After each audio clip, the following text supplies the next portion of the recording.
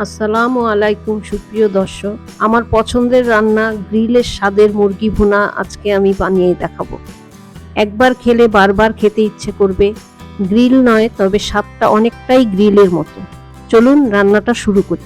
এখানে আছে 1200 গ্রাম চিকেনটাকে ভালো করে ধুয়ে আমি সামান্য লবণ মাখিয়ে রেখেছি। এখানে একটা বাটিতে আমি 1 কাপ টক দই নিয়ে নিয়েছি।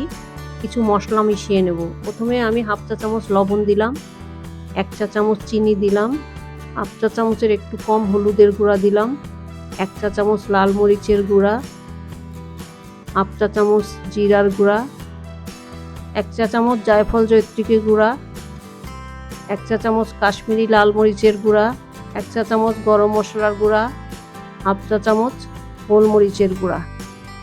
আদা রসুনের পেস্ট দিয়ে দিলাম 2 চা চামচ করে। সামান্য একটু সরিষার তেল দিলাম।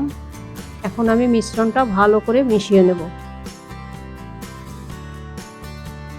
মিশ্রণটা আমার রেডি হয়ে গেছে। এখন চুলায় চলে যাব চিকেনটা ভাজতে। পরিমাণ মতো তেল দিয়ে দিলাম। তেলটা গরম হয়ে গেছে, চিকেনগুলো এখন দিয়ে দেব। চিকেনগুলো উল্টে পাল্টে ভেজে নেব। এক এক পাশ আমার 1 মিনিট করে ভাজলেই হয়ে যাবে। খুব বেশি ভাজবো না, তাহলে শক্ত হয়ে যাবে। চিকেনটা আমার ভাজা হয়ে গেছে। এখন এই তেলে আমি রান্নাটা শুরু করব।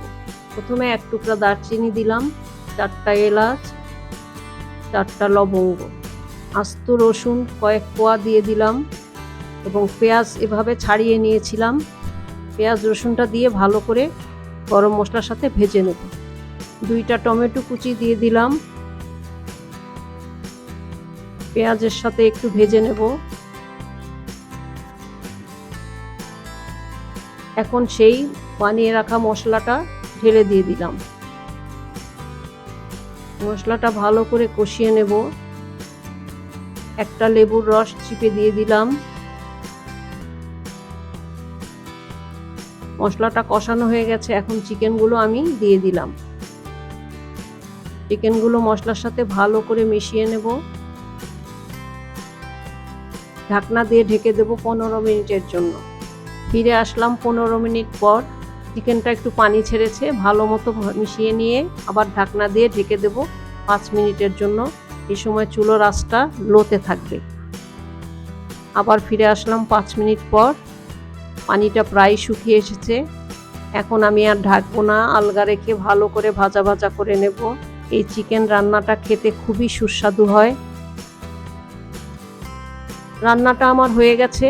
এখন আমি জ্বলন্ত কয়লা গরম করে একটা স্টিলের বাটিতে দিয়ে সামান্য একটু ঘি দিয়ে ঢাকনা দিয়ে ঢেকে দেবো 1 মিনিটের জন্য। কয়লার স্মোকটা পুরা মাংসে ছড়িয়ে যাবে। খুব সুন্দর একটা গ্রিলের সেন্ট আসবে। এই তো হয়ে গেল আমার মজার গ্রিল চিকেনের সাথে রান্নাটা।